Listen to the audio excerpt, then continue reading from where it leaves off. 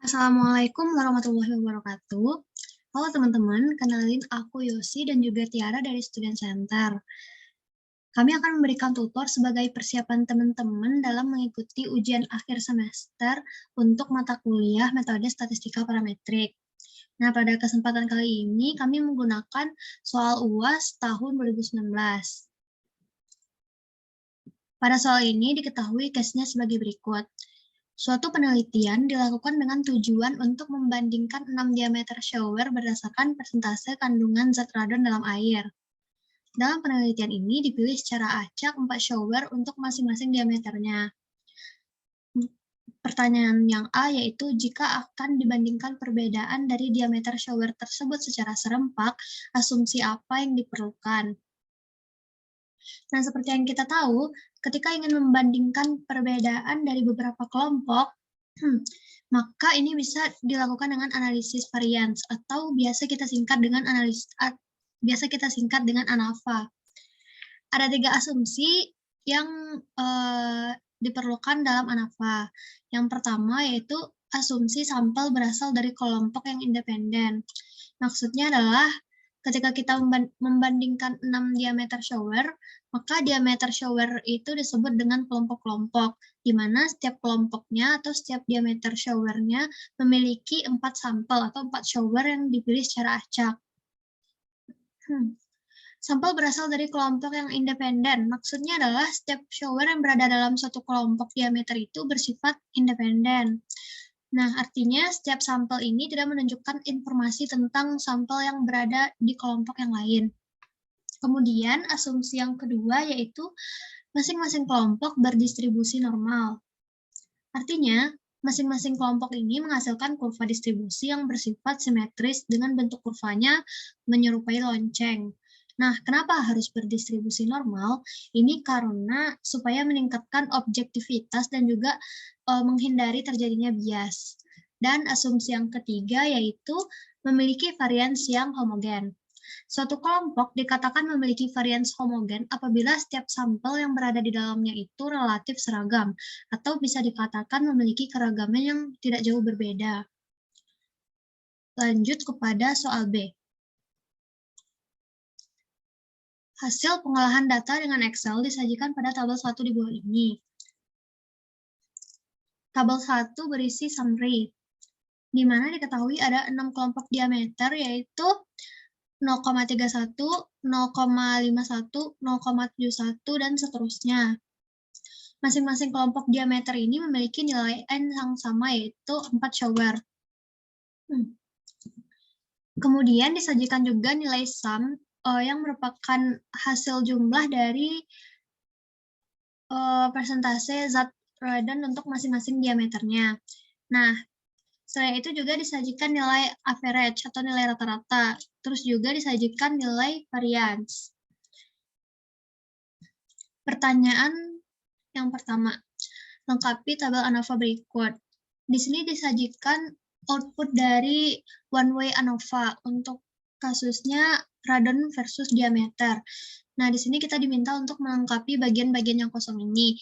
Bagian-bagian yang kosong itu ada di bagian SS, MS, dan juga F. Nah, yang pertama SS atau sum of square atau jumlah kuadrat. Sebelum kita mencari nilai SS dari diameter, sebelumnya kita harus mencari terlebih dahulu nilai SS dari rata-rata. Nah, nilai SS dari rata-rata ini didapatkan dengan menjumlahkan semua sum-nya, total dari sum, dikuadratkan, kemudian dibagi dengan total N. Setelah didapatkan SS rata-rata, kemudian kita bisa mencari SS diameter dengan cara mengkuadratkan masing-masing nilai sum untuk diameternya dibagi dengan nilai masing-masing N. Kemudian dikurangi dengan nilai SS rata-rata yang sudah didapatkan sebelumnya. Setelah itu, kita bisa mencari SS error. Nah, di mana SS error ini merupakan SS total yang sudah diketahui sebelumnya. SS total ini dikurangi dengan nilai SS rata-rata dan dikurangi dengan nilai SS diameter, sehingga didapatlah SS error. Nah, setelah beres nilai SS-nya, Kemudian kita bisa mencari nilai MS atau mean square, kuadrat tengah. Di mana nilai kuadrat tengah ini bisa dicari dengan SS dibagi dengan DF. Jadi, untuk mencari MS diameter, itu dengan cara SS diameter dibagi dengan DF untuk diameter, sehingga didapatkanlah hasilnya 226,68. Begitu juga untuk MSE atau MS error. Ini dicari dengan cara SS error dibagi dengan DF error, sehingga dapatlah hasilnya 7,35. Kemudian kita bisa mencari nilai F hitung, di mana F hitung itu adalah nilai MS dari diameter dibagi dengan MS error, sehingga didapatkanlah nilai F hitungnya yaitu 30,85. Masuk kepada pertanyaan yang kedua, tuliskan hipotesisnya, kemudian buatlah kesimpulannya.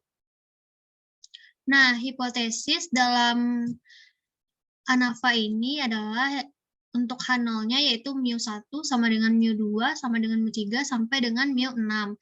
Kenapa sampai dengan mu6? Karena kelompok dari diameter yang diketahui itu ada 6 kelompok. Atau dengan kata lain, H0 ini juga bisa dikatakan tidak terdapat perbedaan ke-6 rata-rata diameter shower terhadap persentase kandungan zat radon dalam air. Dan H1-nya yaitu paling sedikit ada 1 μi yang tidak sama dengan μj, atau dengan kata lain, terdapat perbedaan ke-6 rata-rata diameter shower terhadap persentase kandungan zat radon dalam air. Nah, sebelum membuat kesimpulan, terlebih dahulu kita harus menentukan nilai taraf signifikansi, nilai statistik uji, dan juga nilai kriteria uji. Nah, taraf signifikansi yang kita gunakan dalam ANAFA ini adalah alfa 0,05. Kemudian statistik ujinya yaitu uji F dengan rumus MS diameter dibagi dengan MS error. Dan kriteria ujinya yaitu tolak H0 jika nilai F hitung yang kita dapatkan itu bernilai lebih besar daripada F kritis atau F tabel, dan terima dalam hal lainnya. Berdasarkan perhitungan sebelumnya, yaitu perhitungan pada soal nomor 1 tadi, diperoleh nilai F sebesar 30,85. Dan dari tabel F, dengan DF1-nya adalah DF untuk diameter dan DF2-nya adalah DF untuk error. Maka diperoleh nilai F tabelnya sebesar 2,77. Nah, karena nilai F hitung lebih besar daripada F kritis atau F tabelnya, maka H0 ditolak. Nah, dengan begitu dapat kita tarik kesimpulannya yaitu dengan taraf signifikansi 5%, dapat disimpulkan bahwa terdapat pengaruh perbedaan ke-6 rata-rata diameter shower terhadap persentase kandungan zat radon dalam air. Masuk kepada soal nomor 3. Ada pendapat yang menyatakan bahwa rata-rata kandungan radon dari shower berdiameter 0,31 minimal 84%. Apakah Anda setuju dengan pendapat ini berdasarkan data di atas? Nah, kembali kita lihat datanya untuk shower berdiameter 0,31.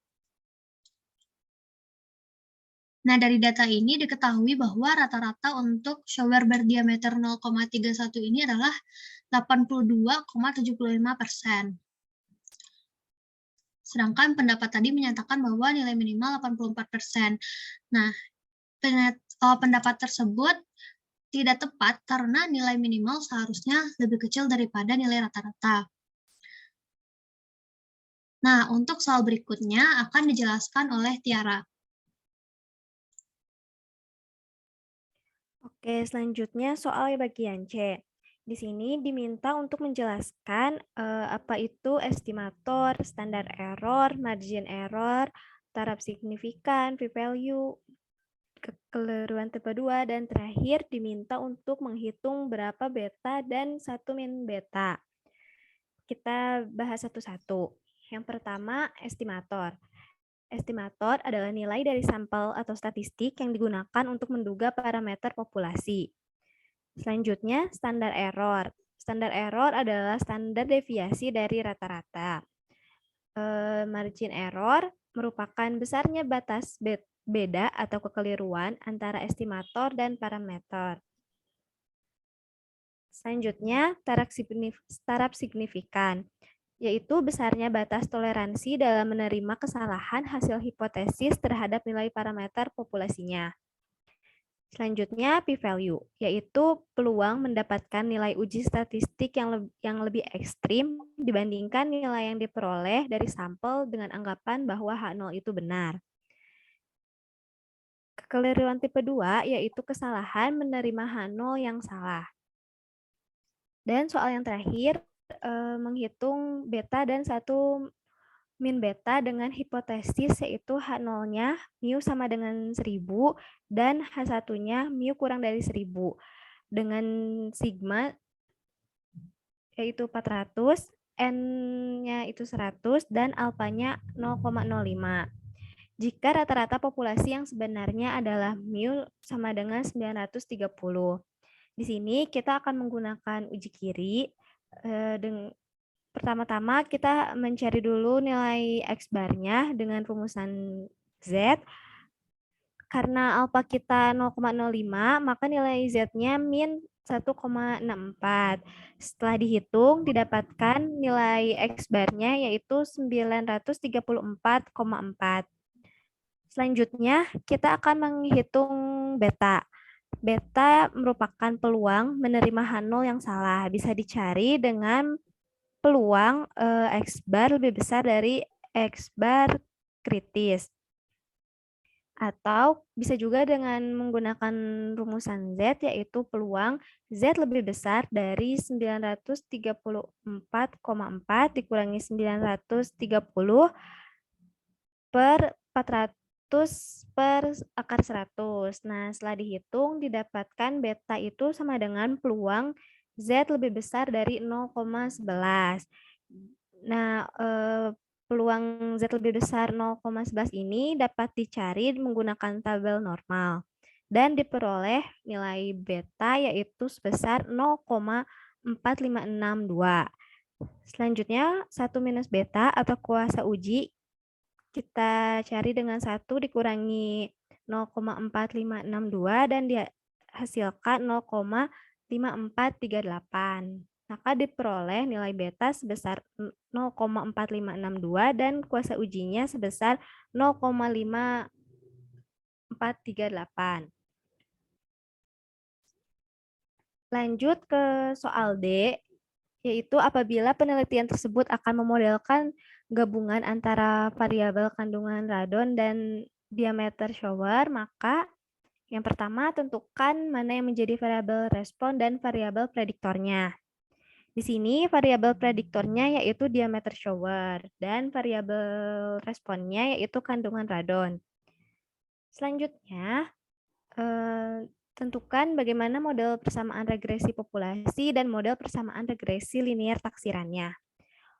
Untuk model persamaan regresi populasi, yaitu YI sama dengan beta 0 ditambah beta 1 XI plus epsilon. Dengan YI yaitu variabel dependent, beta 0 yaitu koefisien intercept, beta 1 yaitu slope, yaitu koefisien yang menunjukkan perubahan variabel Y apabila X berubah satu satuan, XI merupakan variabel independen, dan epsilon yaitu kekeliruan. Untuk model persamaan regresi linear taksirannya, yaitu YI sama dengan B0 ditambah B1XI ditambah residual. YI merupakan variabel dependen, B0 merupakan taksiran untuk beta 0, B1 yaitu taksiran untuk beta 1, XI merupakan variabel independennya, dan E merupakan residual. Selanjutnya,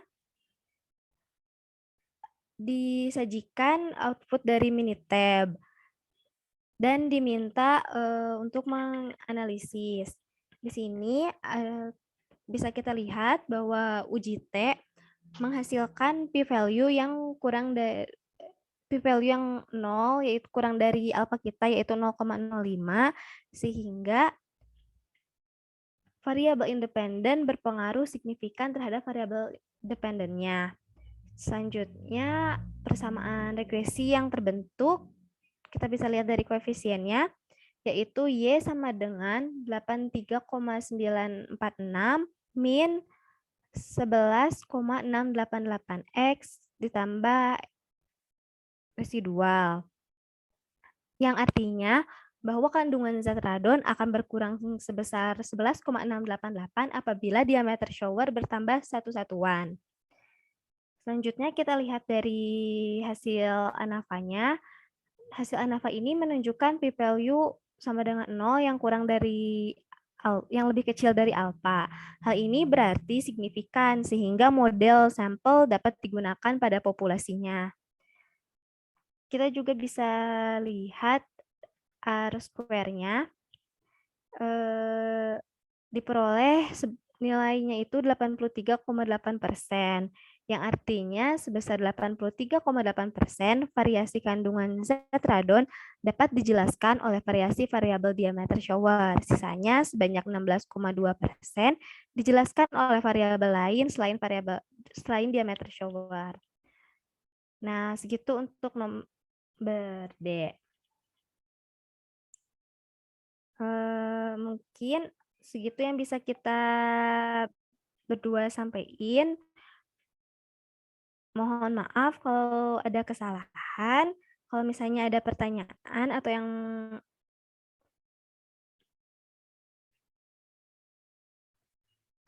ada pertanyaan, boleh langsung tanyain aja. Makasih buat yang udah nonton videonya sampai beres. Wassalamualaikum warahmatullahi wabarakatuh.